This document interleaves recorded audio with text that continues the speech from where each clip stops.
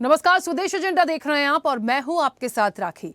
स्वदेश एजेंडा में आज बात साउथ अफ्रीका में मोदी के मिशन G20 की और तरक्की की गारंटी की। बात G20 में होने वाली बातों की, बात 40 से ज्यादा देशों के टॉप नेताओं से होने वाली पीएम मोदी की मुलाकातों की और बात G20 में ट्रंप और शी जिनपिंग के शामिल न होने की।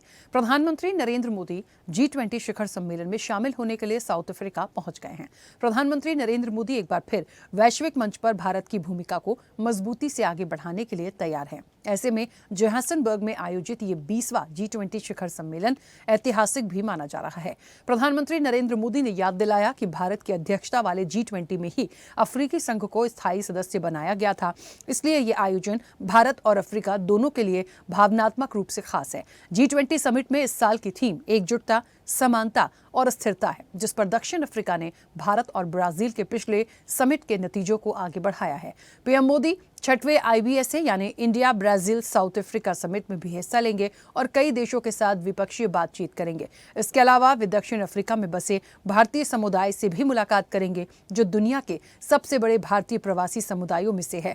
दक्षिण अफ्रीका में होने वाला ये शिखर सम्मेलन खास वजह से सुर्खियों में भी है। एक तो ये लगातार चौथा G20 सम्मेलन है जिसे ग्लोबल साउथ के किसी देश में आयोजित किया जा रहा है और पहली बार किसी अफ्रीकी राष्ट्र की मेजबानी में हो रहा है।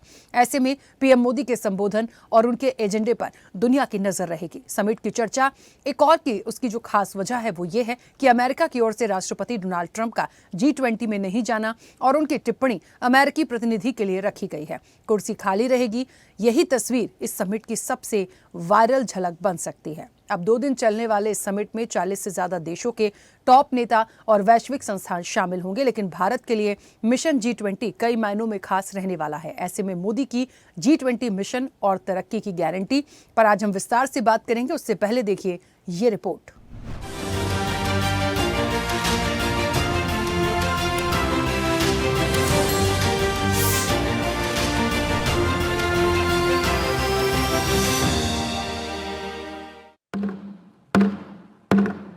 मैं अफ्रीकन यूनियन के अध्यक्ष को G20 के स्थायी सदस्य के रूप में अपना स्थान ग्रहण करने के लिए आमंत्रित करता हूं। अफ्रीका में G20 समिट 22-23 नवंबर को होने जा रहा है। भारत के प्रधानमंत्री नरेंद्र मोदी इस समिट में शामिल होंगे। रवाना होने से पहले प्रधानमंत्री ने कहा वो यहां वसुधैव कुटुंबकम और एक पृथ्वी, एक परिवार, एक भविष्य वाली सोच को आगे बढ़ाएंगे। प्रधानमंत्री ने सोशल मीडिया पर लिखा, मैं G20 समिट में हिस्सा लेने जोहान्सबर्ग जा रहा हूं। ये एक स्पेशल समिट है क्योंकि ये अफ्रीका में हो रही है। कई वैश्विक मुद्दों पर चर्चा होगी और वहां दुनिया के कई बड़े नेताओं से मुलाकात भी होगी। G20 शिखर सम्मेलन को लेकर भारतीय विदेश मंत्रालय का कहना है, भारत की अध्यक्षता का मूल मंत्र वसुधैव कुटुंबकम यानी एक पृथ्वी, एक परिवार, एक भविष्य रहा है। भारत G20 शिखर सम्मेलन में मुख्य रूप से ग्लोबल साउथ और विकासशील देशों से संबंधित मुद्दों को प्रमुखता से उठाएगा। शिखर सम्मेलन में जिन प्रमुख मुद्दों पर भारत जोर देने वाला है, डालते हैं उस पर एक नजर। समावेशी विकास। भारत ये सुनिश्चित करने पर जोर देगा कि आर्थिक विकास का लाभ सभी देशों, विशेषकर गरीब और विकासशील राष्ट्रों तक पहुंचे। Digital public infrastructure. भारत अपनी सफल डिजिटल उपलब्धियों जैसे UPI और आधार को दुनिया के सामने एक मॉडल के रूप में प्रस्तुत करेगा और डिजिटल परिवर्तन के महत्व को रेखांकित करेगा। जलवायु वित्त और कार्रवाई। जलवायु परिवर्तन से निपटने के लिए विकासशील देशों को अतिरिक्त और न्याय संगत वित्त पोषण और स्वच्छ ऊर्जा प्रौद्योगिकी हस्तांतरण सुनिश्चित करने पर चर्चा होगी। बहुपक्षीय विकास बैंकों में सुधार। वैश्विक वित्तीय संस्थानों में सुधार की आवश्यकता पर बल दिया जाएगा ताकि वो वर्तमान वैश्विक चुनौतियों का ज्यादा प्रभावी ढंग से समाधान कर सकें। वैश्विक ऋण संकट। संप्रभु ऋण पुनर्गठन और कमजोर देशों के कर्ज संकट के समाधान के लिए रणनीति बनाई जाएगी। खाद्य और ऊर्जा सुरक्षा। वर्तमान भू राजनीतिक अस्थिरता के संदर्भ में खाद्य और ऊर्जा सुरक्षा सुनिश्चित करने के उपायों पर चर्चा होगी। आपदा जोखिम में कमी। आपदाओं के जोखिम को कम करने के लिए वैश्विक सहयोग और स्थायी समाधानों पर भी ध्यान केंद्रित किया जाएगा। महिला सशक्तिकरण। सामाजिक आर्थिक प्रगति के लिए महिलाओं के नेतृत्व वाले विकास और सशक्तिकरण पर भी जोर दिया जाएगा। भारत का उद्देश्य G20 मंच का उपयोग ग्लोबल साउथ की आवाज को अंतर्राष्ट्रीय निर्णयों में एक प्रमुख स्थान दिलाने के लिए करना है। लेकिन गौर करने वाली बात यह है कि जिस समिट को पीएम मोदी इतना स्पेशल बता रहे हैं, उसमें अमेरिकी राष्ट्रपति डोनाल्ड ट्रंप और चीन के राष्ट्रपति जिनपिंग उसमें शामिल नहीं होंगे। दरअसल डोनाल्ड ट्रंप ने घोषणा की है कि वो और उनके प्रशासन का कोई भी सदस्य इस G20 शिखर सम्मेलन में भाग नहीं लेगा। शी जिनपिंग भी इस आयोजन में शामिल नहीं होंगे, बल्कि चीन का प्रतिनिधित्व करने के लिए चीनी प्रधानमंत्री ली कियांग को भेजा है। तो वहीं रूस के राष्ट्रपति व्लादिमीर पुतिन भी शिखर सम्मेलन में भाग नहीं ले रहे हैं, बल्कि रूस का प्रतिनिधित्व एक निम्न स्तरीय प्रतिनिधिमंडल करेगा। आपको बता दें कि G20 शिखर सम्मेलन महत्वपूर्ण है, क्योंकि ये एक अंतर्राष्ट्रीय आर्थिक सहयोग के लिए प्रमुख मंच है, जो वैश्विक सकल घरेलू उत्पाद यानी GDP का लगभग 85% और वैश्विक व्यापार का 75% से ज्यादा प्रतिनिधित्व करता है। ये वैश्विक एजेंडे को आकार देने, प्रमुख चुनौतियों का समाधान करने और आर्थिक स्थिरता को बढ़ावा देने में महत्वपूर्ण भूमिका निभाता है। G20 शिखर सम्मेलन खास क्यों है? वैश्विक आर्थिक शक्ति। G20 में दुनिया की सबसे बड़ी विकसित और विकासशील अर्थव्यवस्थाओं के नेता शामिल हैं, जिससे सामूहिक निर्णय वैश्विक अर्थव्यवस्था पर महत्वपूर्ण प्रभाव डालते हैं। नीति समन्वय। ये मंच सदस्य देशों को वित्तीय स्थिरता, जलवायु परिवर्तन, सतत विकास, वैश्विक स्वास्थ्य, भ्रष्टाचार निरोध जैसे प्रमुख वैश्विक मुद्दों पर नीतियों का समन्वय करने की अनुमति देता है। समावेशी विकास। ये विकासशील और कम आय वाले देशों की चिंताओं को वैश्विक एजेंडे में डालने का अवसर देता है। जैसा कि भारत की अध्यक्षता के दौरान अफ्रीकी संघ को स्थायी सदस्य बनाने से स्पष्ट हुआ है। अनौपचारिक लेकिन प्रभावशाली। G20 के निर्णय कानूनी रूप से बाध्यकारी नहीं हैं, लेकिन वे सदस्य देशों की नीतियों और वैश्विक सहयोग को प्रभावित करते हैं। अब ये लगातार चौथा वर्ष है जब G20 शिखर सम्मेलन ग्लोबल साउथ के किसी देश में हो रहा है। दक्षिण अफ्रीका का अध्यक्षीय वर्ष सॉलिडेरिटी, इक्वालिटी, सस्टेनेबिलिटी थीम पर आधारित है। इस दौरान 4 प्रमुख प्राथमिक क्षेत्रों को सामने रखा गया है, जिनका लक्ष्य विकासशील देशों की जरूरतों को वैश्विक एजेंडे में शामिल करना है। गौरतलब है कि 2023 में नई दिल्ली में हुई G20 सम्मेलन में अफ्रीकन यूनियन को स्थायी सदस्यता मिली थी। ऐसे में पहली बार ये सम्मेलन अफ्रीकी महाद्वीप पर आयोजित हो रहा है, जिससे अफ्रीका और विकासशील देशों के मुद्दों पर वैश्विक ध्यान बढ़ेगा। ब्यूरो रिपोर्ट, स्वदेश न्यूज।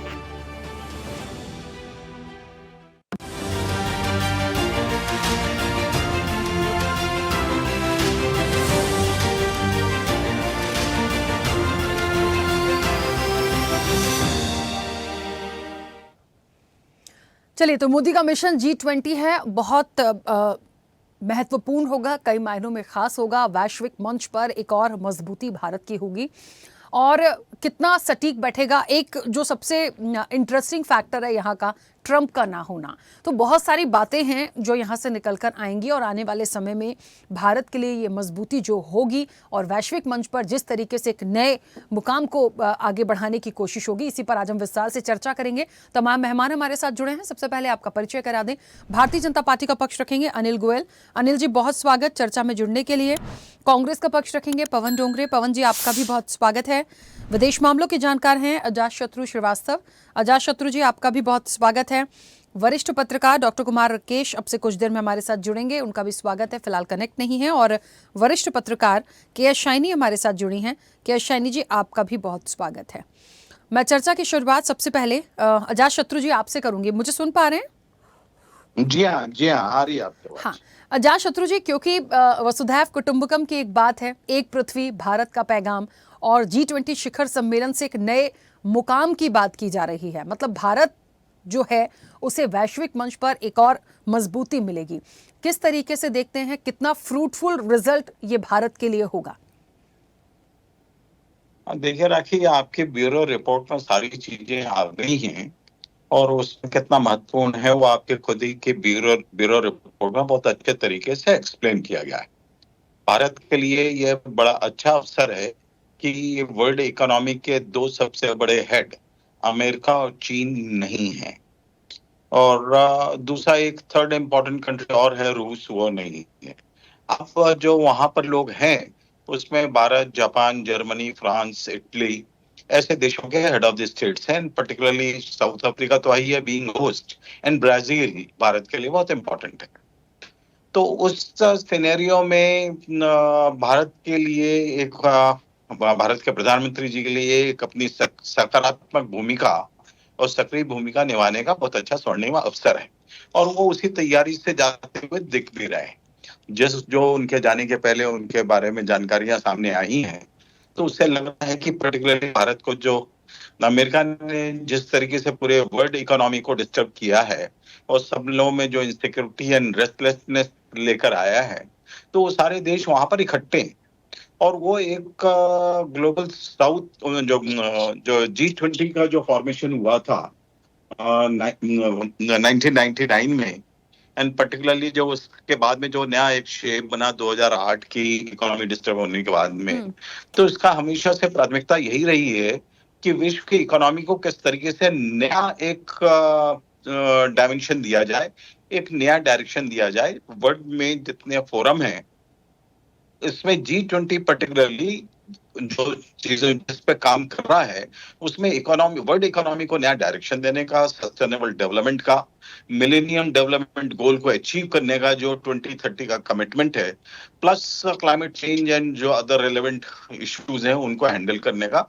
और उसमें G20 में एक फ्रूटफुल टॉक्स अभी तक होती आई हैं, क्योंकि डोनाल्ड ट्रंप का इन सब चीजों में किसी में इंटरेस्ट नहीं है, ना क्लाइमेट चेंज में है, ना सस्टेनेबल डेवलपमेंट में है, ना वर्ल्ड इकोनॉमी को वो अपने इंडिपेंडेंट होने देना चाह रहे हैं। तो इसलिए उनका आना ना आना इमटेरियल है, वो आते तो शायद ज्यादा यूसेज करते। उनका ना आना ज्यादा अच्छा रहा है G20 ग्रुप के लिए। और भारत के लिए जैसा मैंने आपको कहा कि साउथ अफ्रीका एक बड़ा इंपॉर्टेंट कंट्री है, और साउथ अफ्रीका के लिए भारत भी है, क्योंकि जो G20 में शामिल हुआ उस समय भारत ही उसको प्रेसाइड कर रहा था। तो वहां पे एक इमोशनल बॉन्ड है, और अफ्रीकन यूनियन के साथ में एंड ब्राजील के साथ में एक अलग डिस्कशन भी है।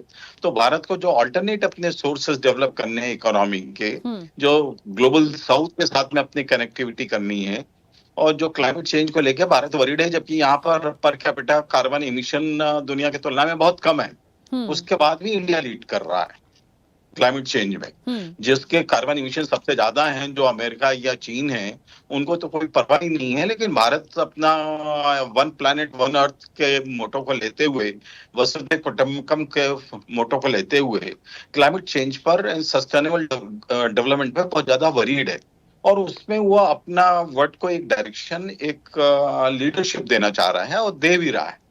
तो इसलिए भारत के लिए ये G20 की जो कल और परसों कॉन्फ्रेंस है बहुत इंपॉर्टेंट है, और मुझे पूरी उम्मीद है कि भारत इसमें एक अपनी लीडरशिप वर्ल्ड फोरम के सामने बहुत अच्छे तरीके से रख सकेगा, क्योंकि इसमें कोई दो राय नहीं है कि अमेरिका दुनिया का सबसे पावरफुल कंट्री है, किसी को इसमें शक नहीं होना चाहिए।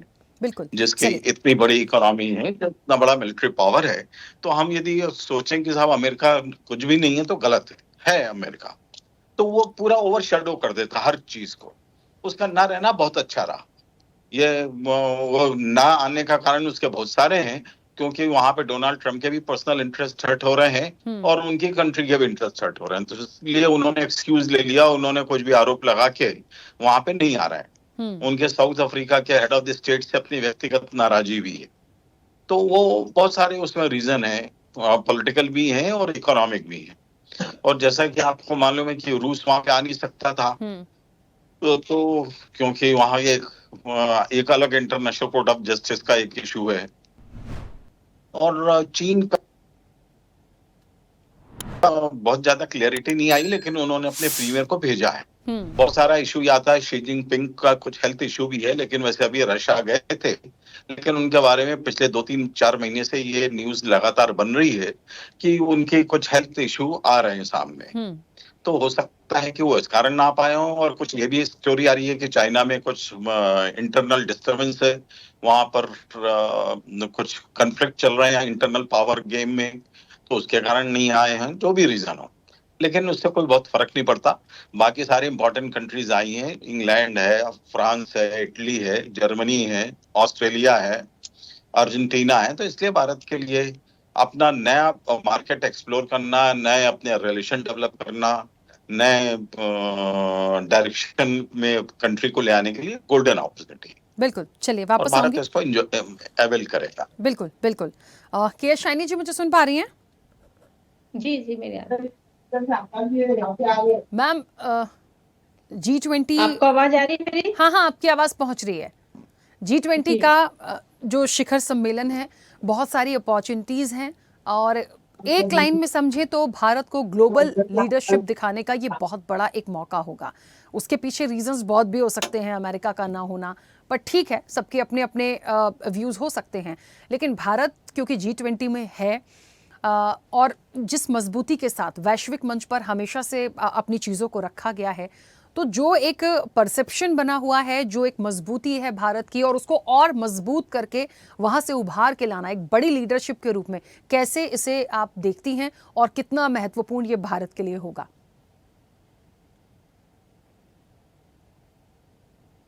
जो अभी आज प्रधानमंत्री वहां पहुंच चुके हैं, तो आप देखिए ये बहुत इम्पोर्टेंट है भारत को के उसमें संदर्भ में आप देखेंगे तो, क्योंकि भारत को आज एक ग्लोबल जो लीडर है, ये सिर्फ भारत ही नहीं मान रहा, कई मतलब देश इस चीज को मान रही है कि भारत एक इमर्जिंग ग्लोबल लीडर है, साउथ के, ग्लोबल साउथ के स्पेशली।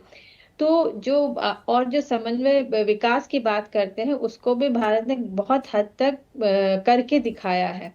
तो ये जो है वो एक मंच है जहाँ पे भारत अपने आप को प्रेजेंट कर सकता है, एक अपने आप को एक मार्केट कर सकता है। और आज के तारीख में आप देखिए कि जो पावरफुल कंट्रीज है वो सब अपने आप मार्केट करके ही ऊपर आए हैं, एक इवेंट करके ऊपर आए हैं। तो आप देखिए कि अगर ऐसे एक ऑर्गेनाइजेशन जहाँ पे सब मिलते हैं, वहां पे प्रधानमंत्री इस चीज के लिए जाने जाते हैं कि वो किस तरह से भारत को प्रेजेंट करते हैं, इंडिया का एक इमेज बिल्डअप करने के लिए जो इनने पास्ट में जो भी किया है। तो ये अलग सा एक अपॉर्चुनिटी है इंडिया को कि वैश्विक मंच में इंडिया के बारे में वहां पे रखें। जैसे सोलर एनर्जी है, उस पे पोल्यूशन के ऊपर है, फूड सिक्योरिटी है, और ट्रेड है। ट्रेड में भी बिल्कुल आप भले कह दें कि पूरे विश्व में एक डेमोक्रेसी है, बड़ा डेमोक्रेसी अमेरिका और यूरोपियन कंट्रीज, लेकिन जब वर्ल्ड बैंक, IMF जब लोन देने की बात आती है तो वहां पे इक्वालिटी नहीं दिखती, बहुत अनबायस्ड मतलब के तरीके से नहीं करते, बायस्ड रहते हैं।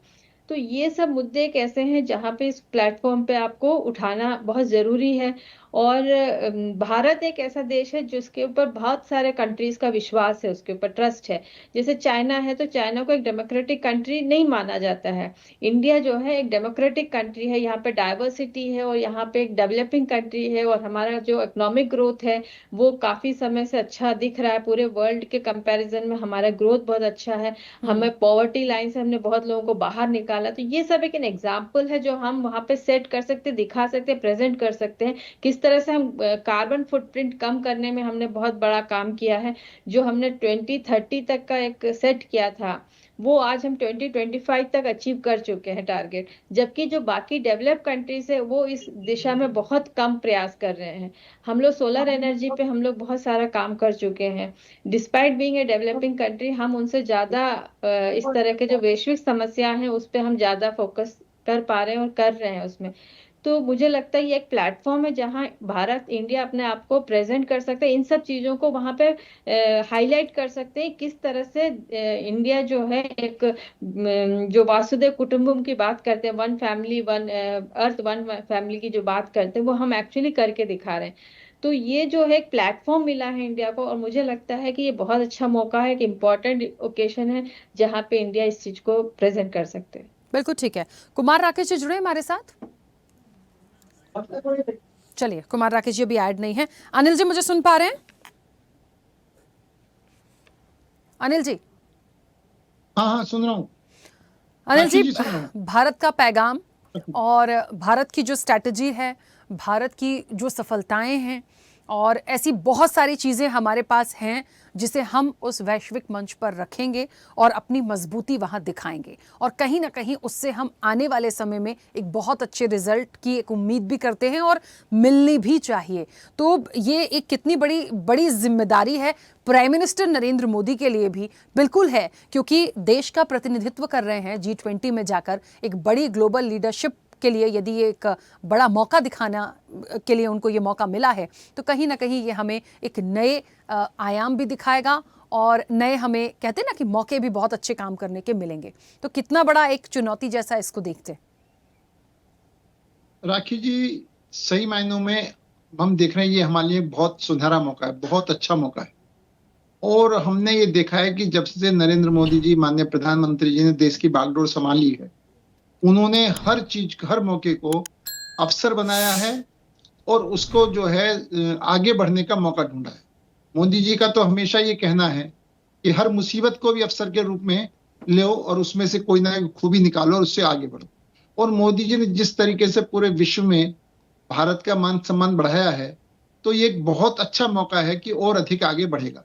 अब जैसे ये भी मोदी जी की सोच है कि पिछली बार जब हमारे यहाँ G20 हुआ था, तो उन्होंने अफ्रीका संघ को इसका मेंबर बनवाना, स्थायी मेंबर बनाना, वहां पर मीटिंग होना, तो इस बात को दर्शाता है कि निश्चित तौर पर मोदी जी का नेतृत्व पूरा विश्व स्वीकार कर रहा है। और जो बड़ा स्पष्ट है कि एक पृथ्वी, एक परिवार, एक भविष्य, इसको ध्यान में रख करके जो पूरा हमारा सही मायनों में वसुधैव कुटुंब आज की सोच नहीं है, हमारी बहुत पुरानी सोच है। चाहे हम गीता में चले जाएं, महाभारत में चले जाएं, वहां भी जब ये बात रही है, हम पूरे कंट्री को मतलब पूरे संसार को एक कुटुंब के रूप में देखते हैं। हम किसी का हित नहीं सोचते, हर एक का हित सोचते हैं, किसी के बारे में बुराई नहीं सोचते, सबके बारे में अच्छा ही सोचते हैं। तो एक हमारी जो नीति है, हमारे देश की जो नीति है, वो विदेश में जा रही है और विदेश इस बात को स्वीकार कर रहा है। एक तरफ वो कंट्री है, जैसे कि अभी मेरे पूर्व वक्ताओं ने कहा कि वो पहले अपना हित देखते हैं, फिर वो अपनी कंट्री का हित देखते हैं, विश्व भाड़ में जाए। और एक तरफ वो कंट्री है जो पूरे विश्व की भलाई की बात करते हैं, वो हमेशा ये बात करें युद्ध नहीं बुद्ध का समय है, हमें लड़ना नहीं है, हमें चर्चा करके बात करके आगे बढ़ना है। तो इन सब चीजों में जिस तरीके से माननीय मोदी जी का नेतृत्व पूरा विश्व स्वीकार कर रहा है और मोदी जी हर मौके का फायदा उठा रहे हैं, हर मौके को देश के हित में ला रहे हैं। और ये भी आपने देखा होगा कि चाहे वो यूपीआई का मामला हो, चाहे आधार कार्ड का मामला हो, और चाहे रक्षा सामग्री का मामला हो, पहले हम आयात करते थे, हम निर्यात कर रहे हैं। आज पूरा विश्व की निगाहें भारत पर टिकी हुई है और भारत के साथ साथ भारत एक विश्वसनीय देश है। भारत पर विश्वास करा जा सकता है, भारत के नेतृत्व पर विश्वास करा जा सकता है, भारत के सम्मान पर विश्वास करा जा सकता है, भारत की नीतियों पर विश्वास करा जा सकता है। आज जब विश्व में ये सब स्थिति बनी है और उसके अंदर चीन, अमेरिका, रूस का ना होना निश्चित तौर पर हमको एक और अच्छा मौका देता है कि हमें अपनी बात और प्रभावी ढंग से रख सकते हैं, अपनी बात को प्रभावी ढंग से सभी बाकी देशों के सामने रख सकते हैं और उसका लाभ हमें मिल सकता है। तो निश्चित तौर पर ये हमारे लिए बहुत अच्छा मौका है। और माननीय प्रधानमंत्री जी वहां पर गए हैं और जाकर के वो पूरे विश्व में जहां बाकी देश जो भाग ले रहे हैं, उन सब में हमारी नीतियां, हमारी पॉलिसी, हमको क्या करना चाहिए, कैसे करना चाहिए, वो सब अच्छी तरीके से, प्रभावी तरीके से रख सकते हैं। इसका लाभ निश्चित तौर पर भारत को भी मिलेगा और इसका लाभ विश्व के अन्य देशों को भी मिलेगा। और निश्चित तौर पर इसमें मैक्सिमम विकासशील देश हैं, तो विकासशील देशों की समस्याएं भी लगभग मिलती जुलती। तो जब सब मिलेंगे तो ये जो विकसित देश हैं, ये जो अपने आप को बहुत बड़ा मानते हैं और उनके बिना भी मीटिंग करके हम आगे बढ़ रहे हैं, तो उनके लिए भी एक चेतावनी है कि आपको भी विश्व के सबके साथ चलना होगा। तो निश्चित तौर पर हम सबका भला होगा। आप अगर अपनी अपनी करेंगे तो खुद अपने आप में कट जाएंगे, लोग आप पर विश्वास करना कम कर देंगे। आज आप देख रहे होंगे कि अमेरिका की स्थिति भी क्या है, चीन की स्थिति भी क्या है, रूस भी युद्ध में फंसा हुआ है। तो सबको आज की स्थिति में रूस भी युद्ध में फंसा हुआ, अमेरिका भी युद्ध में फंसा हुआ है, चीन पर युद्ध मंडरा रहा है। तो उन सबको देख करके भी पूरे विश्व की निगाहें भारत पर टिकी हुई है कि भारत एक देश है जो पूरे विश्व को लीड कर सकता है। और उसमें मोदी जी ऐसा नेतृत्व अगर भारत को मिला हुआ है तो ये हम सबके लिए बहुत अच्छी बात है। इसके लिए हम यही कल्पना करेंगे कि आगे भी देश इसी तरीके से आगे बढ़ेगा, देश का नेतृत्व आगे बढ़ेगा और विश्व देश के नेतृत्व की तरफ जिस निगाह से देख रहा है, जिस आशा भरी निगाह से देख रहा है, उसमें भारत सफल होगा और उनकी आशाओं को पूरा करेगा। ठीक है पवन जी, मेरी आवाज पहुंच रही है? जी हाँ, क्लियर आवाज आ रही है आपकी, राखी हाँ की। पवन जी देखिए, भले ही विपक्ष में है लेकिन यहाँ पर बात भारत की हो रही है और भारत यदि G20 शिखर सम्मेलन में जाएगा तो वैश्विक मंच पर हमारी एक और मजबूती होती है और कहीं ना कहीं एक अलग ही छाप दिखती है भारत की। उस परिप्रेक्ष्य से यदि देखा जाए, क्योंकि देश के प्रधानमंत्री नरेंद्र मोदी एक नेतृत्व करते हैं उस चीज का, तो एक कहते हैं ना कि ग्लोबल स्तर पर एक मजबूत लीडरशिप दिखाने का मौका तो मिल ही रहा है, लेकिन ये आने वाले समय में और इस मंच से ऐसी कौन सी महत्वपूर्ण बातें विपक्ष में होने के नाते आपको लगती हैं जो वहां प्राइम मिनिस्टर नरेंद्र मोदी को करनी चाहिए? देश की तो बात होगी ही, महत्वपूर्ण जो हमारी चीजें हैं उसको भी लेकर बात होगी, हर चीज पर बात होगी, लेकिन एक सुझाव आप लोगों का क्या हो सकता है जो उनको वहां पर रखना चाहिए? देखिए, वो एक ऐसा प्लेटफॉर्म है कि वहां से उनका कुछ भी बात करना भारत के परिप्रेक्ष्य में पूरे देश में जाएगा, पूरे विश्व में जाएगा, तो ये बहुत बड़ी एक अपॉर्चुनिटी जैसा है। राखी जी, अगर इन शॉर्ट बोला जाए तो संधि का सोना करना ये भारत के लिए भी मौके का समय है। वहां एक तो अमेरिका नहीं है, रशिया नहीं है, वहां चाइना का रिप्रेजेंटेशन है, मगर चाइना खुद वहां पर डायरेक्टली इन्वॉल्व नहीं है। कुछ साल 2 साल पहले इंडिया में जी समिट हुआ था, आपने देखा था कि जब G20 यहाँ पर आया था उस समय सारे वर्ल्ड के जितने लोग यहाँ पर आए थे, एक तरह का मतलब काफी हद तक एक मेक के लिए दरवाजे खोलने का ये मौका होता है। और बिजनेस जिसको अपन बोलते हैं कि ग्लोबल लेवल पर लेकर जाना, इंडिया को अगर ग्लोबल लेवल के ऊपर बिजनेस को लेकर जाना है तो ये सबसे बड़ी संधि है, क्योंकि आज वर्ल्ड इंडिया की तरफ नजरें गड़ा के बैठा हुआ है। वर्ल्ड को पता है कि इंडिया की पॉपुलेशन के वजह से इंडिया के पास में कोई भी चीजों का लेने का यानी आयात करने का और उनको एक्सपोर्ट करने का सबसे बड़ा एक माध्यम है। और जिस तरीके की घटनाएं अभी डोनाल्ड ट्रंप जी ने की थी कि जिस तरीके का टैरिफ उन्होंने अप्लाई किया था, टैरिफ अप्लाई करने के पश्चात में बिजनेस को डिस्टर्ब करने का और ग्लोबली एक अनरेस्ट निर्माण करने का उन्होंने प्रयास किया था। प्रधानमंत्री नरेंद्र मोदी जी के लिए एक स्वर्ण संधि है कि वो जितना ज्यादा वहां पर अपने रिलेशन हेल्दी करेंगे अलग अलग कंट्री के लोगों के साथ में, उतने ज्यादा इंडियंस के लिए जॉब अपॉर्चुनिटीज, उतने ही ज्यादा बिजनेस अपॉर्चुनिटीज, और हमारे देश के अंदर भी जिसको आयात किया जाता है इस तरीके की ग्लोबलिज्म हम अपने इस G20 के माध्यम से कर सकते हैं। और मुझे ऐसा लगता है कि प्रधानमंत्री डेफिनेटली पूरी कोशिश करेंगे कि वहां पर अपने इंडिया का परचम पूरी ताकत के साथ में लहरा के उसको आगे लाए। और हम तो यही अपेक्षा करते हैं, देखिए विपक्ष या पक्ष की ये बात नहीं है, ये बात है हमारे देश की। और भारत में जब भी अगर कंट्री का मामला आता है तो इंडियंस की एक प्रवृत्ति है, चाहे वो किसी भी पार्टी का रहो, चाहे कांग्रेस का रहो, चाहे कोई और दल का रहो, वो एक साथ एकजुट पर खड़े रहकर बाहर के लोगों के साथ में सामना करते। ये हमारी प्रकृति रही है, ये हमारी प्रवृत्ति रही है और ये हमारी टेंडेंसी है। तो अगर आज हमारे प्रधानमंत्री वहां पर जाकर रिप्रेजेंट करते हैं तो वो इंडिया को रिप्रेजेंट करेंगे, वो किसी एक पार्टी को रिप्रेजेंट करने के लिए G20 में नहीं गए, वो पूरे भारत को रिप्रेजेंट करने के लिए गए हैं। और हम उम्मीद करते हैं कि इस संधि का वो सोना करेंगे और ग्लोबल लेवल पर इंडिया की जो एक प्रतिमा है उसको और उजागर करेंगे, उसको और ज्यादा उसको फ्लरिश करेंगे। यही हमारी उनसे अपेक्षा है। बिल्कुल ठीक है, वापस आऊंगी। कुमार राकेश जी तो अभी ऐड नहीं है हमारे साथ। अजातशत्रु जी, एक बार फिर से आप ही की तरह महत्वपूर्ण एक सवाल लेकर। देखिए, जहां तक अर्थव्यवस्था की बात है और हम एक संयुक्त समझौते की घोषणा की भी बात करें, हम 2030 के एजेंडे को पूर्ण और प्रभावी कार्यान्वयन की बात करें, तो भारत के पास ऐसे बहुत सारे पॉइंट्स हैं जिसको लेकर वो बात कर सकते हैं। आने वाले समय में हम उसको कितना और ग्रो करके ले जाएंगे, हमारी क्या स्ट्रेटजी है, हम कैसे और आगे बढ़ सकते हैं, हमने किन चीज़ों में डेवलपमेंट किया। ये जो 11 साल हमें मिले, खास तौर पर जब भारतीय जनता पार्टी की सरकार हुई और नेतृत्व जो प्राइम मिनिस्टर नरेंद्र मोदी का रहा, तो इन सारी चीज़ों का कहते हैं ना कि एक समावेश लेकर अपनी चीज़ों को रखना, ये इसको कैसे देखते हैं? और जाहिर तौर पर वहाँ से जो एक मैसेज निकलेगा वो एक कितनी बड़ी छाप हमें भारत के लिए दूसरे कंट्रीज में पहुंचाएगा?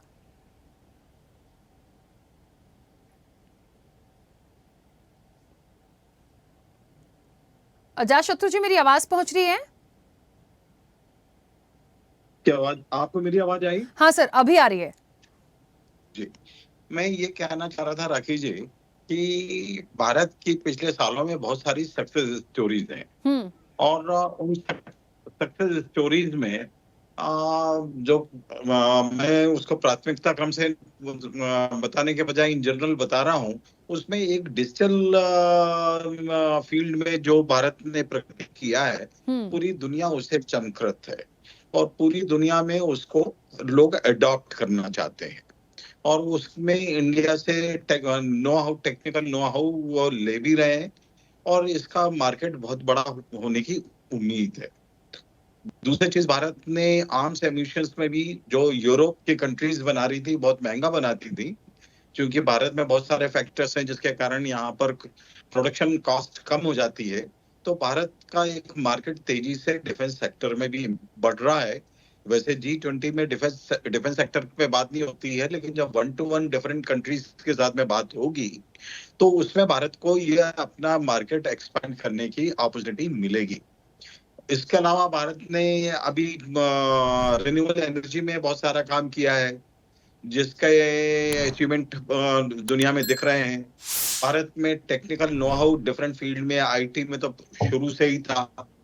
तो इस तरीके की कई सारे ऐसे बिजनेस हैं। और जो अमेरिका के टैरिफ के बाद में जो हमको अल्टरनेट सोर्सेज डेवलप करने हैं, जो अल्टरनेट मार्केट डेवलप करना है, उसके लिए ये एक बहुत अच्छा प्लेटफॉर्म भारत को मिल गया है। जहां पर वैसे 19 कंट्री हैं, जिसमें से एक नहीं आ रहा तो 18 कंट्री हैं, 2 ऑर्गेनाइजेशन हैं, European union and African union. इसके अलावा 21-22 वहां पे इनवाइटेड कंट्रीज भी हैं। तो उनसे भी चाहे हेड ऑफ द स्टेट से मुलाकात ना हो, लेकिन नीचे जो कॉम्पिटेंट अथॉरिटीज हैं उनके बीच में अब बातचीत करने का, एक दूसरे के साथ में नोट्स एक्सचेंज करने का मौका वहां पे मिलेगा। तो ये भारत के लिए बहुत अच्छा एक अवसर मिल गया है G20 में, और इसको भारत पूरे अच्छे तरीके से बनाएगा। मुझे इसके बारे में पूरा विश्वास है और इसका रिजल्ट हमको दिखाई भी देंगे। आपने यदि देखा हो कि अमेरिका के इतने सारे टैरिफ के बाद में भी भारत के मार्केट में बहुत फर्क नहीं पड़ा है। शेयर मार्केट यदि आप देखें तो ऑल टाइम हाई में चल रहा है। हमारी जो ग्रोथ रेट है वो उसमें कोई बहुत ज्यादा कोई सच डैमेज नहीं है। थोड़ा सा अमेरिका के एक्सपोर्ट में फर्क आया है, जो अल्टरनेट मार्केट खड़ा करके उसको गैप को भी भरा जा सकेगा। तो इसलिए भारत की इकोनॉमी में ऐसा इसका कोई प्रभाव नहीं पड़ रहा है। बिल्कुल, मेरा ये ठीक है। कुमार राकेश जी भी हमारे साथ जुड़ गए हैं। कुमार राकेश जी, मेरी आवाज पहुंच रही है? मेरी आवाज आ रही है आपको? हाँ, आपकी आवाज पहुंच रही है।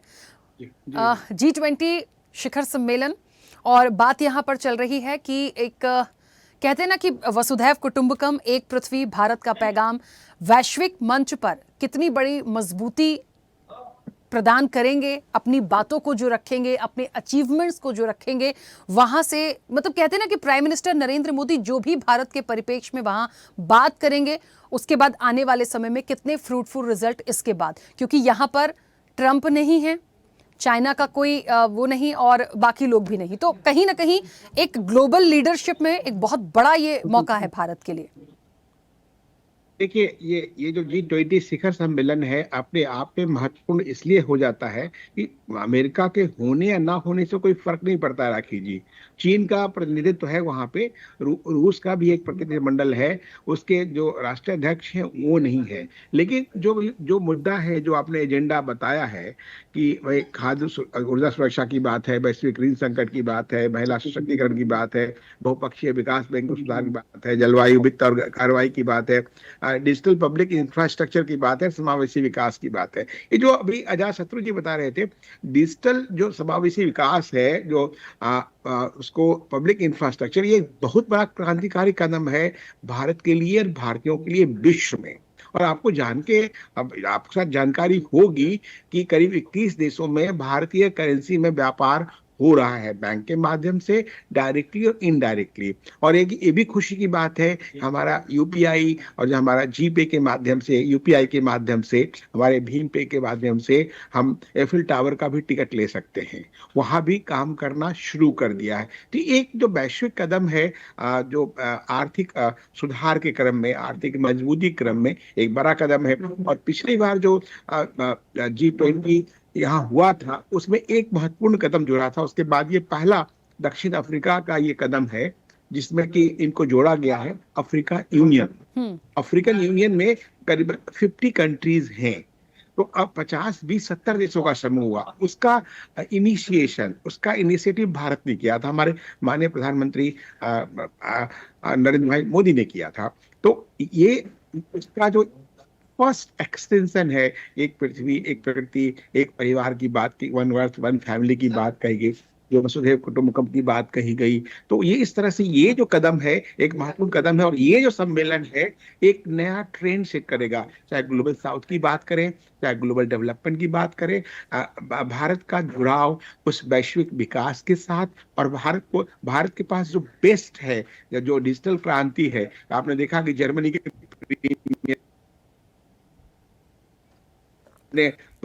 फोन से पेमेंट करते दिख रहे थे, मतलब उनके देश में ऐसी व्यवस्था नहीं थी। तो ये जो डिजिटल क्रांति है ये अभूतपूर्व कदम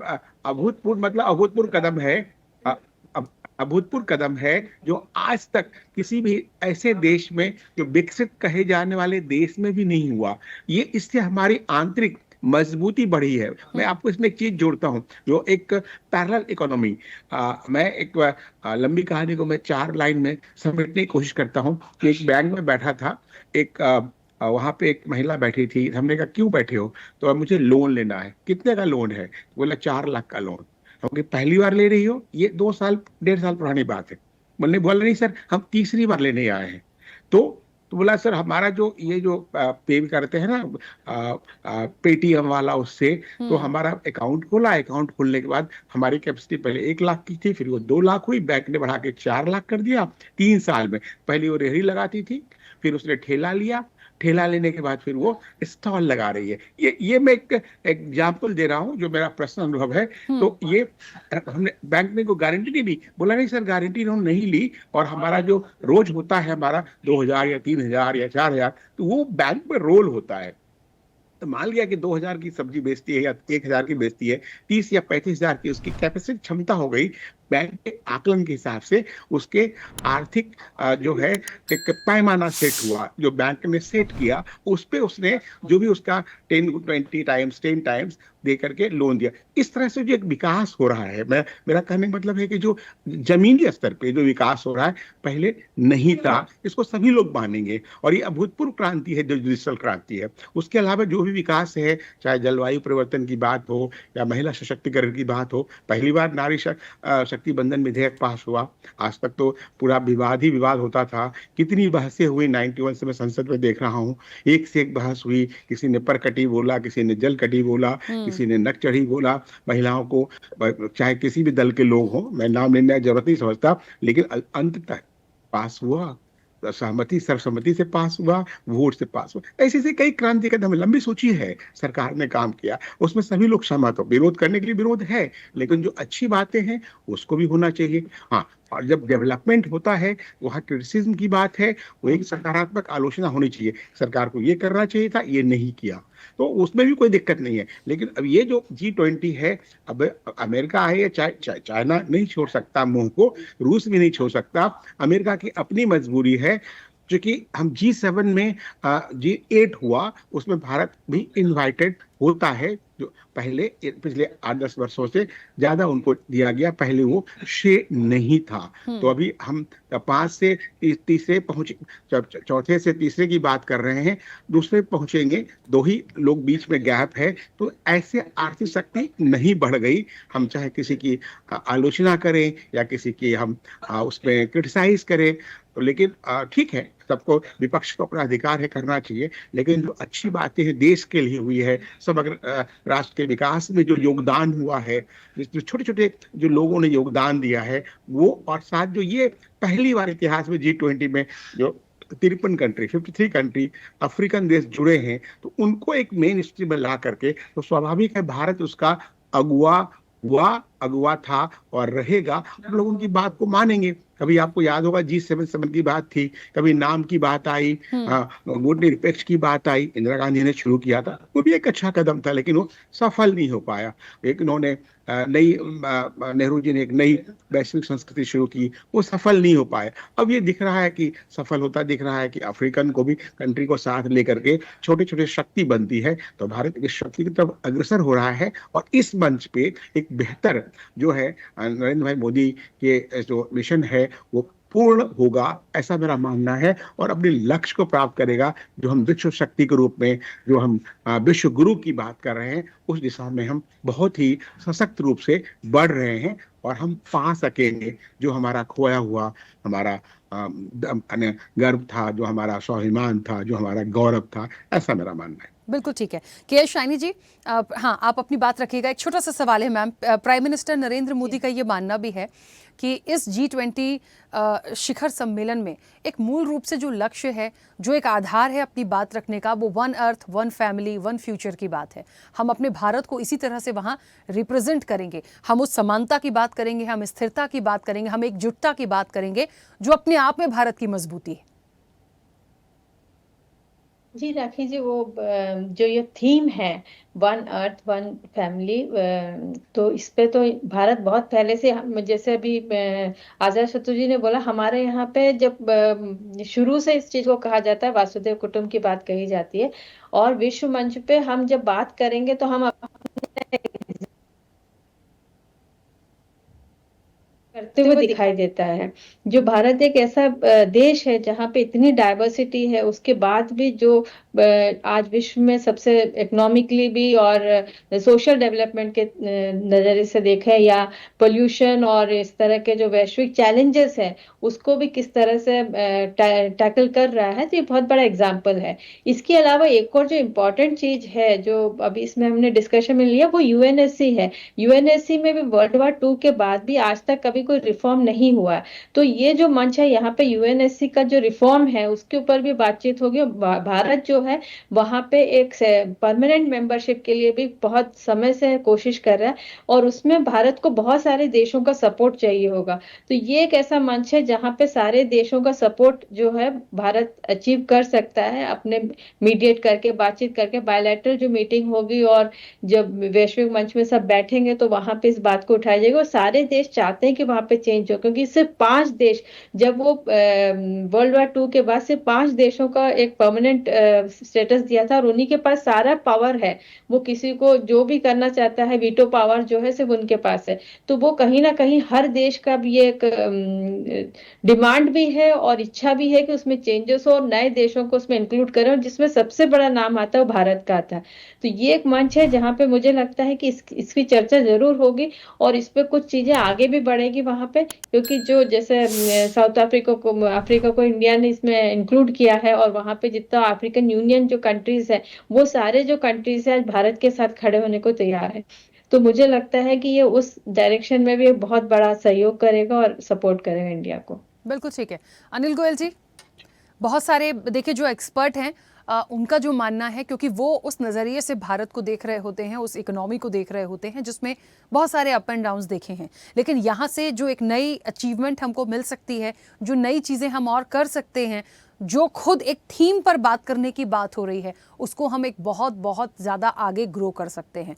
क्योंकि मैंने पहले ही आपसे पूछा था कि एक नेतृत्व उनको मिला है, और भारत का नेतृत्व करना और लगातार उसके लिए काम करते जाना, बहुत सारी ऐसी भी बातें होंगी जिनका देश जवाब चाहता है, और उम्मीद यही है कि इकोनॉमी के साथ, ग्रोथ के साथ वहाँ पे बहुत सारी बातों को ऐसा कह दिया जाए कि बहुत सारे लोगों को जवाब भी मिल जाए। राखी जी, पहली बात तो ये है कि भारत और विशेष करके मोदी जी काम में विश्वास करते हैं, बातों में विश्वास नहीं करते। हर चीज का विकल्प उनके पास होता है, हर चीज का विकल्प देने की कोशिश करते हैं। जैसे पिछली बार जो भारत में G20 हुआ था, उसके अंदर IMEFC कॉरिडोर जो बनाने की बात हुई थी, और उस पर पूरे विश्व को फिर एक मंच पे लाने की बात हुई थी। पूरे विश्व को एक यातायात सुविधा का लाभ मिलना था, पूरे विश्व को इसका लाभ मिलना था, और सही मायनों में चीन का जो BRI था उसका विकल्प दिया था। चीन ने जो अपना कॉरिडोर बनाने की बात करी थी, उसका विकल्प भी पेश करा था। तो ये एक साफ दर्शाता है कि सामने कितना भी बड़ी कंट्री क्यों ना हो, अगर वो अपनी हठधर्मिता सिर्फ अपने लाभ के लिए, दूसरे के नुकसान के लिए काम करी है, तो एक विकल्प क्या हो सकता है और उस विकल्प पर काम किस तरीके से हो सकता है, ये माननीय प्रधानमंत्री जी ने दिया है। और सही मायनों में इस सबसे हिंद महासागर में भारत का प्रभाव बढ़ा है। तो जहां पर भारत के एक एक कदम को सभी विश्व देख रहे हैं कि भारत सिर्फ अपने हित की बात नहीं देखता, भारत विश्व के हित की बात करता है। भारत का जो फोकस है वो समावेशी और मानव केंद्रित विकास है। हम विकास चाहते हैं, उसमें मानव का विकास भी हो। और जिस तरीके से G20 में खाना, ऊर्जा, कर्ज संकट, महिलाओं का सशक्तिकरण, इन मुद्दों पर भी गरीब देशों के हित की लड़ाई कोई लड़ रहा है तो सिर्फ भारत लड़ रहा है। ये पूरा विश्व देख रहा है कि हमारे मुद्दों को भारत उठा रहा है, हमारे मुद्दों के लिए भारत लड़ रहा है। तो ये एक बहुत बड़ी बात है और दुनिया में पहली बार मानव केंद्रित विकास मॉडल को स्वीकार कर रहा है। तो दुनिया भी स्वीकार करी है। और ये मॉडल किसका है? माननीय नरेंद्र मोदी जी का। तो हम ये देख रहे हैं कि चाहे कोई भी क्षेत्र हो, रक्षा का क्षेत्र हो, प्रदूषण का क्षेत्र हो, आपका यूपीआई का क्षेत्र हो, हर क्षेत्र में भारत जिस तेजी से आगे बढ़ रहा है, सबको साथ लेकर चल रहा है। जिस तरीके से आपने कोविड में भी देखा होगा, कोविड से भी भारत ने जब कोविड वैक्सीन बनाई तो मित्र देशों को सप्लाई करी कि अगर कोविड है तो वो सिर्फ भारत के लिए नहीं, पूरे विश्व के लिए। बाकी सब देशों के तो इसको व्यापार की दृष्टि से देखते हैं, लेकिन मोदी जी ने इसको व्यापार की दृष्टि से नहीं देखा। मोदी जी ने इसको विश्व को एक मतलब उसका लाभ मिले, विश्व को उसका फायदा हो, तो उसको भी उन्होंने इसमें मतलब विश्व में कोविड पहुंचाई, अपनी वैक्सीन पहुंचाई। तो आप एक तरफ देख रहे हैं कि एक व्यक्ति माननीय नरेंद्र मोदी जी, एक देश भारत, वो पूरे विश्व को साथ में लेके चलने की इच्छा शक्ति रखता है, चलने की कोशिश करता है और साथ में लेकर के चलता है। बाकी देश सिर्फ व्यापार की दृष्टि से देख रहे हैं कि मेरे देश का व्यापार कैसे बढ़े, मेरे देश में रहने वाली कंपनियों का व्यापार कैसे बढ़े। जो देश छोटे देश हैं, मजबूर देश हैं, उनका किस तरीके से शोषण करा जाए, किस तरह से शोषण करके अपने आप को आगे बढ़ाया जाए। एक तरफ वो कंट्रियां हैं, एक तरफ वो कंट्री है भारत, जो सबको साथ लेकर के चल करके, सबके साथ सहयोग करके और सबका सहयोग लेकर के, सहयोग लेकर के आगे बढ़ने वाली बात करिए। अब जैसे अभी इससे पहले हमारे वक्ता ने टैरिफ के विषय में कहा कि अमेरिका ने सिर्फ अपने हित के लिए टैरिफ लाद दिया, लेकिन भारत ने उसका जिस मजबूती के साथ में मुकाबला करा है, जिस बिना बेचैनी के मुकाबला करा है कि कोई बेचैनी नहीं, कोई घबराहट नहीं, अपनी नीतियों के हिसाब पर करते हुए देश को आगे बढ़ाया है, तो आज अमेरिका झुकने को मजबूर हो रहा है। निश्चित तौर पर कहीं ना कहीं अमेरिका चाह रहा है कि भारत के इसमें समझौता हो और टैरिफ के मामले में भी हमें जीत मिलेगी और भारत इसमें विजयी होकर निकलेगा। तो मैं ये कह सकता हूं कि ये जो G20 का है, ये भारत के लिए मौका है और मोदी जी इस मौके को जाने नहीं देंगे। इसका पूरा लाभ भारत को भी मिलेगा, पूरे विश्व के सभी देशों को मिलेगा। ठीक है, पवन जी अपनी बात रखिएगा। राखी जी, मैं बताना चाहता हूं कि भारत के प्रधानमंत्री, ये प्रधानमंत्री बोल के वहां पर जा रहे हैं, वैयक्तिक नरेंद्र मोदी बोलकर वहां पर नहीं जा रहे। गोयल जी ने बिल्कुल, वो उनके प्रवक्ता है, वो उनकी प्रशंसा कर रहे हैं, वो ये बता रहे हैं कि ये सिर्फ नरेंद्र मोदी जी कर रहे हैं, ऐसा नहीं है। इंडिया का कल्चर रहा है, इंडिया का इतिहास रहा है, इंडिया के पूर्व जितने प्रधानमंत्री है, चाहे आप डिजिटलाइजेशन की जो बात कर रहे हैं, वो प्रधानमंत्री राजीव गांधी जी ने उसकी नींव रखी है। कंप्यूटर भारत में राजीव गांधी जी ने लाया, लेकिन अकेले राजीव गांधी उसको लाने के बजाय एक इंडिया की सोच होती है, तो वो सोच उसको लेकर आती है। प्रधानमंत्री जो रहता है, वो प्रधानमंत्री उसको लीड करता है। इसका अर्थ ये नहीं है कि सिर्फ अकेला प्रधानमंत्री वो कर रहा है, लेकिन वहां उस कंट्री को वेटेज दी जाता है, उसका क्रेडिट भी इंडिया का होता है। लाखों हजारों साइंटिस्ट काम कर रहे हैं साहब, लाखों हजारों साइंटिस्ट डिजिटलाइजेशन के लिए काम कर रहे हैं, करेक्शन के लिए काम कर रहे हैं, तब जाके ये सारी चीजें हो रही है। किसान अपना पार्ट कंप्लीट कर रहा है, बिजनेसमैन अपना पार्ट कंप्लीट कर रहा है, तब जाके इंडिया का विकास हो रहा है। अगर अकेले नरेंद्र मोदी जी बोल दे कि इंडिया का विकास मैं अकेला कर रहा हूं, तो आपको लगता है वो शक्य है? वो बिल्कुल भी नहीं है। हमारा आपको बोलना है कि डेफिनेटली उन्होंने वर्ल्ड में अपनी प्रतिमा और मजबूत करनी चाहिए, लेकिन वो इंडिया की प्रतिमा है और वो इंडिया को रिप्रेजेंट कर रहे हैं। आज जब वो वहां पे वर्ल्ड 20 समिट में गए, तो वहां वर्ल्ड 20 के अंदर इंडिया की जो कुछ बात होगी वो रखी जाएगी। और डेफिनेटली इंडिया के जो लोग हैं, वो आज वर्ल्ड वाइड लोग उनको बुलाना चाहते हैं।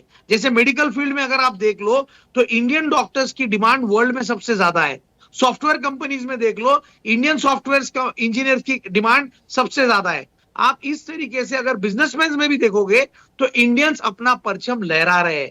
यानी इंडिया का व्यक्ति पूरी मेहनत भी करता है, ईमानदारी से काम करता है और वो लोगों को जितनी अपेक्षा है उससे ज्यादा काम करता है। इसके लिए पूरी दुनिया में इंडिया का एक अलग अपना वर्चस्व है और डेफिनेटली हम शुभेच्छा देते हैं प्रधानमंत्री नरेंद्र मोदी जी को कि ये जो 2 दिन की G20 है उसमें वो संधि का सोना करे और भारत के लिए जो बेस्ट है वो कर सके। ये हमारी भी उनको शुभेच्छा है। ठीक है, कुमार राकेश जी कुछ कहना चाह रहे हैं, बोलिए।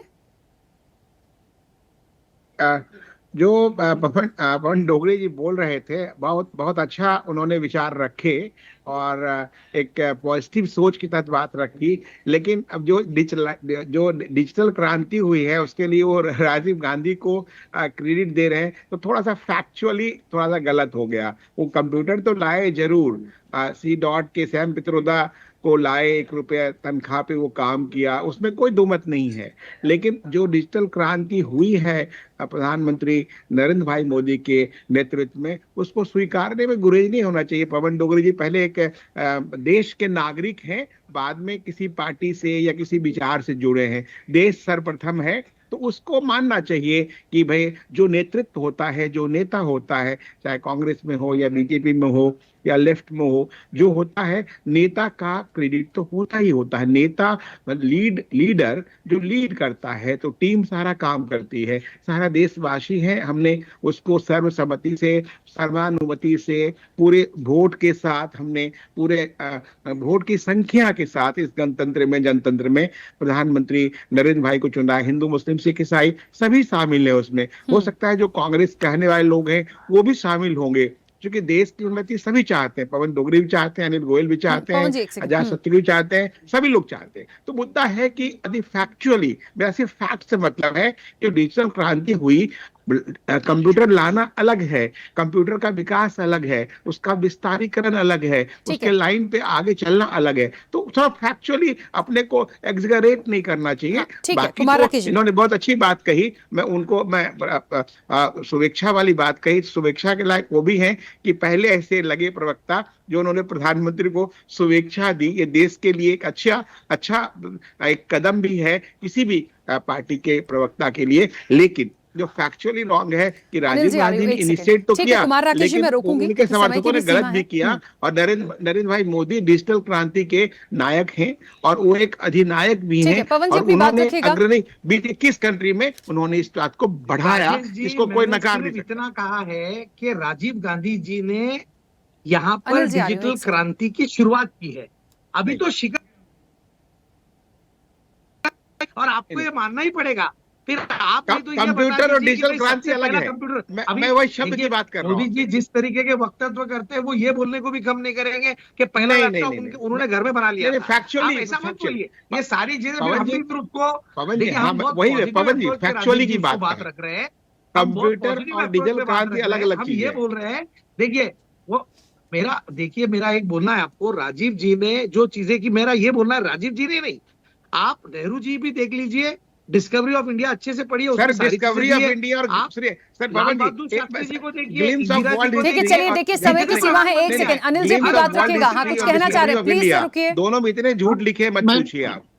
अभी साइनी जी ने बहुत अच्छी बात कही। हाँ, अनिल जी उन्होंने कहा यूएनएससी की बात कही। मैं 10 सेकंड लूंगा, राखी 10 सेकंड, एक फैक्ट की बात है, मैं ज्यादा समय नहीं लूंगा। सैनी जी ने एक बहुत अच्छी बात कही और यूएनएससी की बात कही। इसके लिए पवन जी सभी लोग मानेंगे, लम्हों ने खता की, सदियों ने सजा पाई। 1953 में that was the blunder by Nehru ji, जो कि उन्होंने चीन को हाल ही में यूएनएससी की मेंबरशिप परोस के दी। ये भी हिस्टोरिकली फैक्ट है, यू कांट डिनाई इट। ये भी मानिए बात, जिसके लिए हमारे हजारों करोड़ रुपए और आज तक नहीं मिल पाए। राखी जी, मैं सिर्फ एक बात कहना चाहूंगा, पवन जी की सारी बात ठीक है, लेकिन निश्चित तौर पर जो कैप्टन होता है उसके नेतृत्व को भी स्वीकार करना पड़ेगा।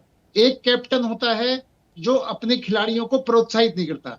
माननीय मोदी जी, चाहे हमारे वैज्ञानिकों का मामला हो, चाहे हमारी फौज का मामला हो, चाहे उद्योगपतियों का मामला हो, चाहे व्यापारी, हर क्षेत्र में के लोगों को प्रोत्साहित करना, उनके पीछे खड़ा दिखाई देना, उनको आगे बढ़ने के लिए प्रेरित करना, वो माननीय प्रधानमंत्री नरेंद्र मोदी जी ने जो करा है, उससे हम पूरे देश के सभी वर्ग में उत्साह का संचार हुआ है।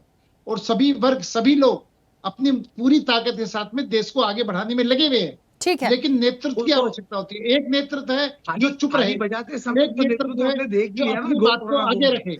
चलिए तो हम प्लीज, G20 एक की बात नेतृत्व कर रहे अपनी थे, बात को आगे रखे कितना और फ्रूटफुल प्रोत्साहित रिजल्ट करे। हमें तो यहाँ ये से मोदी मिलेगा। जी में है, भारत को एक जिसमें इस देश ग्लोबल आगे बढ़े। लीडरशिप के लिए जो बड़ा मौका मिल रहा है, और हम कितनी चीज़ों को रख पाएंगे, कितनी चीज़ों को हम बता पाएंगे, कितने फ्रूटफुल रिजल्ट हमें मिलेंगे, ये हम आने वाले समय में देखेंगे। ये एक ऐसा राजनीतिक विषय नहीं था जिसको लेके थोड़ी सी शुरू हो गई थी नोकझोंक, पर आ जाती है अक्सर चर्चाओं में खत्म होते होते। अभी हम बहुत अच्छे जा रहे थे अपनी इकोनॉमी पे। खैर, समय हो गया। आप सभी का बहुत शुक्रिया इस चर्चा में जुड़ने के लिए। तो G20 की बात हो रही है, मिशन G20 है मोदी का, और तरक्की की जहां तक बात हो रही है, क्यों नहीं होगी। जितना हमने बनाया है, जितना हमने कमाया है, और जितना लंबे समय से भारत ने किया है, एक बड़ा मौका वहां अपनी लीडरशिप को दिखाने का मिलेगा। और जब तमाम कंट्रीज होती हैं, वहां से आपके व्यवहार, वहां से आपका व्यापार, दोनों चीज़ों पर बातचीत होती है। अब देखिए यहाँ से क्या निकल कर आता है इस G20 शिखर सम्मेलन से। चर्चा में इतना ही। बने रहिए स्वदेश न्यूज के साथ। सबसे पहले देश।